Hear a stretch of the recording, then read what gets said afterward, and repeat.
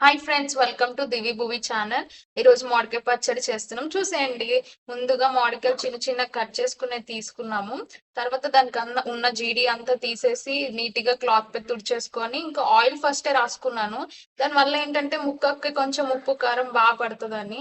కారం తీసుకున్నాను తగినంత. ఇక్కడ నేను 3 మ్యాంగోస్ కారం తీసుకున్నాను. తర్వాత కల్లుప్పు తీసుకున్నాను. కల్లుప్పు మిక్సీ యేసుకొని తీసుకున్నాను. చాలా మంది అలానే వేస్తారు. బట్ కరగదు. సో, మిక్సీ యేసుకొని తీసుకున్నాను.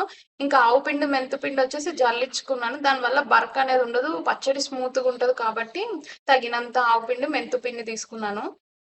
తగినంత పసుపు, కొంచెం ఆయిల్ యేసుకొని బాగా మిక్స్ చేసుకున్నాము. ఆయిల్ మామిడికాయ ముక్క మునిగేదాకా ఆయిల్ పోసుకోవాలి. పోసుకున్న తర్వాత బాగా మిక్స్ చేయాలి. చేసిన తర్వాత 3 డేస్ వరకు కదిలియద్దు. 3 డేస్ తర్వాత మళ్ళీ ఆయిల్ సరిపోకపోతే ఆయిల్ వేసుకోవాలి. ఎల్లుల్లిపాయలు రెబ్బలు తీసుకొని అది కూడా బాగా కలుపుకోవాలి. టేస్ట్ చూసుకొని ఉప్పు కానీ, కారం కానీ సరిపోకపోతే యాడ్ చేసుకోండి. యాడ్ చేసుకున్నాక మళ్ళీ ఒకసారి మొత్తం బాగా కలిపేసి ఇంకా జాడీలో పెట్టేసుకోండి. జాడీలో పెట్టేసుకుంటే 1 ఇయర్ దాకా పాడదు అసలు.